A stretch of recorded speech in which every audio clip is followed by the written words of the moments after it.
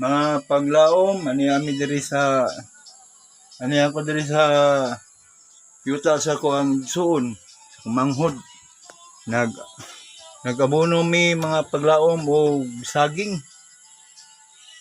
Grabe, di gyud dalim so paglaom ang kining kinabuhi sa mag-uma. Yan lang jud ang tusan haron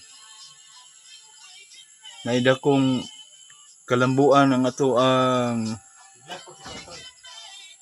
ang kuan mga kaigsunan, ang ato ang uma ug ato ang pasagdan pastilan kasi sayang ang kapital ug panahon. Muni mga kaigsunan nata diri mga kaigsunan sa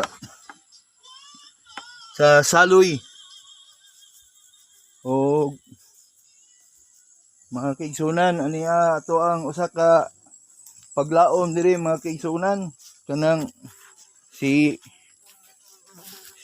Moreno mga kaigsunan dara muni mga kaigsunan ato ang kauban nato sa iglesia si Morris kini siya anad yun siya sa mga kaigsunan. Mao ni ang umagad ni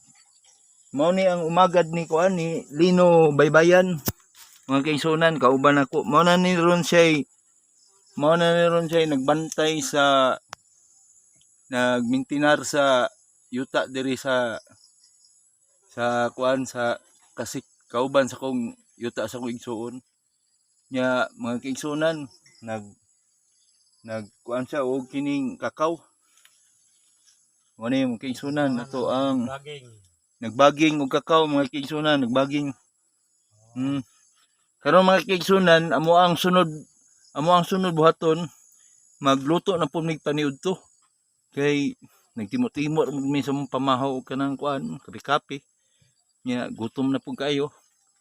Og mao lang to mga kaigsunan, daghang salamat. God bless you mga kaigsunan.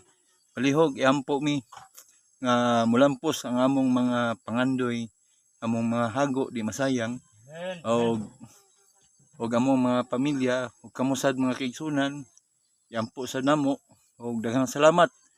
Og mao lang to mga kaigsunan.